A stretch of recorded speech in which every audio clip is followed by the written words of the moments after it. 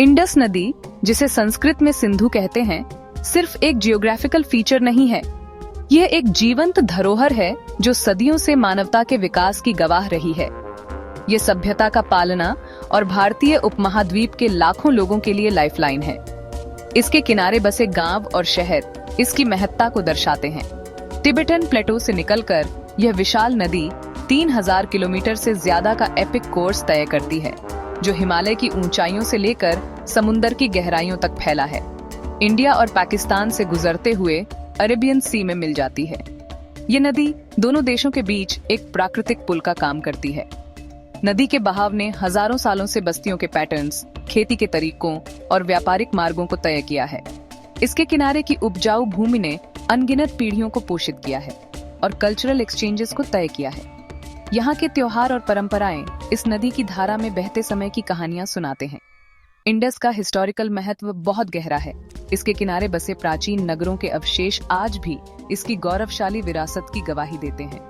इसी के नाम पर इंडस वैली सिविलाइजेशन का नाम पड़ा, जो 4000 साल पहले फली फूली थी। यह सभ्यता अपने समय की सबसे उन्नत और संगठित सभ्यताओं में से एक थी। सदियों से यह गुजारे, व्यापार और आर्ट और स्पिरिचुअलिटी के लिए इंस्पिरेशन का सोर्स रही है। इसके जल में न जाने कितने सपनों ने आकार लिया है और आर्ट और स्पिरिचुअलिटी के लिए इंस्पिरेशन का सोर्स रही है। यहाँ के कलाकार और साधक इस नदी की शांति और सौंदर्य से प्रेरणा लेते हैं। इंडस एक कॉम्प्लेक्स रिवर सिस्टम का दिल है, जो कई सहायक नदियों से मिलकर बना है, जिसे जेलम, चेनाब, रावी, ब्यास और सतलुज जैसी सहायक नदियां पानी देती हैं, जो इसे और भी विशाल और महत्वपूर्ण बनाती हैं। और सतलुज जैसी सहायक नदियां पानी देती हैं। यह नेटवर्क इंडिया और पाकिस्तान दोनों के लिए बहुत क्रिटिकल है। यह नदी दोनों देशों की कृषि, उद्योग और जल आपूर्ति के लिए अनिवार्य है। 1947 में ब्रिटिश इंडिया के बंटवारे ने इंडस नदी सिस्टम को 2 हिस्सों में बांट दिया, जिससे एक जटिल और संवेदनशील स्थिति उत्पन्न हो गई। इसके हेडवाटर्स इंडिया में रह गए, जबकि पाकिस्तान का बड़ा कैनाल इरिगेशन नेटवर्क डाउनस्ट्रीम में था। इस विभाजन ने दोनों देशों के बीच पानी के अधिकारों को लेकर एक नई चुनौती खड़ी कर दी। इस जियोग्राफिकल सच्चाई ने मतभेद के बीज बो दिए, जिससे पानी के बंटवारे पर झगड़े शुरू हो गए। पानी की कमी ने किसानों और समुदायों को प्रभावित किया, जिससे उनकी आजीविका पर गहरा असर पड़ा। लगभग 10 साल की बातचीत के बाद 1960 में इंडस वाटर्स ट्रीटी पर साइन हुआ था। ये ट्रीटी इंडिया और पाकिस्तान के बीच कई जंगों और गंभीर पॉलिटिकल तनाव के दौर से गुजरी है। दोनों देशों के बीच के संघर्षों ने इस समझौते की स्थिरता को बार-बार चुनौती दी है, लेकिन इसने क्लाइमेट चेंज से पिघलते ग्लेशियर्स या खेती की बदलती जरूरतों जैसे फ्यूचर चैलेंजेस का पूरी तरह अंदाजा नहीं लगाया था। बदलते मौसम और बढ़ती जनसंख्या ने पानी की मांग को और बढ़ा दिया है। ट्रीटी का हालिया सस्पेंशन एक गंभीर इंटरनेशनल चिंता का विषय है। यह न केवल दोनों देशों के लिए बल्कि पूरे क्षेत्र के लिए एक महत्वपूर्ण मुद्दा बन गया है, जिससे वैश्विक समुदाय की निगाहें इस पर टिकी हुई हैं। इतने लंबे समय तक चलने के बावजूद इंडस वाटर्स ट्रीटी अविश्वास और अलग अलग मतलब निकालने से बची नहीं रही है। इंडिया ने रिस्ट्रिक्टिव प्रोविजंस पर अपनी नाराजगी जताई, ये कहते हुए कि ट्रीटी पानी और बिजली की बढ़ती जरूरतों को पूरा नहीं करती। गैप 2S, खासकर जम्मू एंड कश्मीर में। पाकिस्तान को इंडिया के पश्चिमी नदियों पर हाइड्रो इलेक्ट्रिक प्रोजेक्ट्स को लेकर चिंताएं थीं। उन्हें डर था कि इससे उनके इलाके में पानी का बहाव रुक सकता है। Permanent Indus commission data sharing और प्रोजेक्ट डिजाइन्स पर टेक्निकल मतभेदों में ज्यादा उलझती गई। 2025 से पहले का दशक दोनों तरफ से धीरे धीरे शिकायतों के जमा होने का गवाह रहा। इन सुलगते तनावों ने एक ज्यादा गंभीर क्राइसिस के लिए जमीन तैयार कर दी। इंडस वाटर्स ट्रीटी के आसपास का नाजुक संतुलन अप्रैल 2025 में टूट गया। इस संधि ने दशकों से भारत और पाकिस्तान के बीच जल संसाधनों के बंटवारे को नियंत्रित किया था, लेकिन अब यह एक नए संकट के मुहाने पर खड़ी थी। कश्मीर में एक भयानक हमले में 26 आम नागरिकों की जान चली गई, जिससे इंडिया में लोगों में भारी गुस्सा भड़क उठा।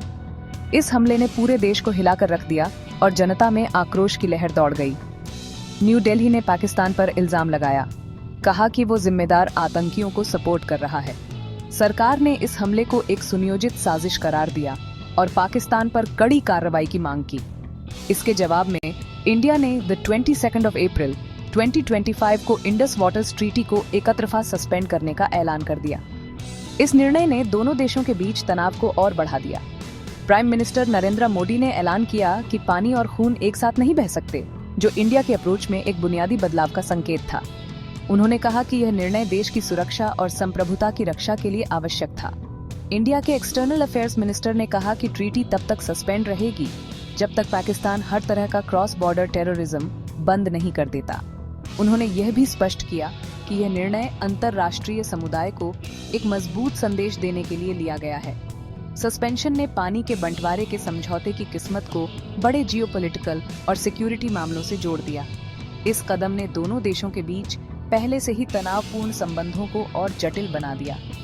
क्षेत्रीय जल सुरक्षा के लिए भयानक अंजामों वाली एक कड़वी टक्कर के लिए मंच तैयार हो गया था। इस निर्णय के दूरगामी प्रभाव हो सकते हैं, जो आने वाले वर्षों में दोनों देशों के संबंधों को प्रभावित करेंगे। इंडस वाटर्स ट्रीटी के सस्पेंशन के बाद इंडिया ने पश्चिमी नदियों से पानी के बहाव को बदलने के प्लान्स बताने शुरू कर दिए। इस कदम का मकसद पाकिस्तान पर ज्यादा से ज्यादा दबाव डालना था। प्लान्स में से एक था रणबीर कैनाल को एक्सपैंड करने का प्रपोजल, उसकी लंबाई दोगुनी करना और उसकी डिस्चार्ज कैपेसिटी को लगभग 4 गुना बढ़ाना। इंडिया ने जम्मू एंड कश्मीर में hydro electric power generation capacity बढ़ाने के अपने लक्ष्य को दोहराया। इन इरादों ने पश्चिमी नदियों के पानी का ज्यादा से ज्यादा यूटिलाइजेशन करने का संकल्प दिखाया, जो ट्रीटी की भावना को चुनौती दे रहा था। इस एग्रेसिव रवैये से तनाव के बेकाबू स्तर तक बढ़ने का खतरा था। पाकिस्तान के लिए इंडिया के ट्रीटी सस्पेंशन और पानी का रुख मोड़ने की धमकी के नतीजे वजूद का सवाल है। पाकिस्तान की लगभग 80% खेती की जमीन इंडस और उसकी सहायक नदियों के पानी से सिंची जाती है। पानी का बहाव कम होने से फसल की पैदावार और हाइड्रो पावर जनरेशन पर भयानक असर पड़ेगा। मई 2025 की शुरुआत में रिपोर्ट्स में बताया गया कि एक अहम डाउनस्ट्रीम रिसेप्शन पॉइंट पर पानी के बहाव में भारी कमी आई है। मई के आखिर तक विजुअल एविडेंस से पता चला कि पाकिस्तान के सिंध प्रांत के कुछ हिस्सों में इंडस नदी सूखी दिखाई दे रही थी। लगातार पानी की कमी की संभावना मंडरा रही है, जिससे देश की स्टेबिलिटी और लोगों की भलाई को खतरा है।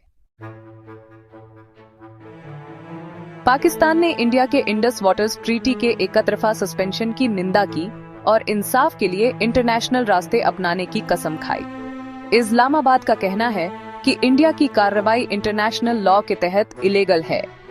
पाकिस्तान की कानूनी चुनौती में वर्ल्ड बैंक और शायद इंटरनेशनल कोर्ट ऑफ जस्टिस भी शामिल हैं। इंटरनेशनल एक्सपर्ट्स इंडिया के इस कदम पर चिंता जता रहे हैं और इंटरनेशनल ट्रीटीज की पवित्रता पर जोर दे रहे हैं। पाकिस्तान में पानी के बहाव में तुरंत आई कमी अपस्ट्रीम में एकतरफा कार्रवाइयों के ठोस नतीजों को दिखाती है। इंडस वाटर्स ट्रीटी पर मौजूदा गतिरोध ने इंडिया पाकिस्तान रिश्तों को एक खतरनाक दौर में धकेल दिया है। अभी सबसे बड़ी जरूरत तनाव कम करने की है, यह समझते हुए कि पानी पर जंग इस इलाके के लिए विनाशकारी होगी। डिप्लोमेटिक एंगेजमेंट ही आगे बढ़ने का एकमात्र सही रास्ता है।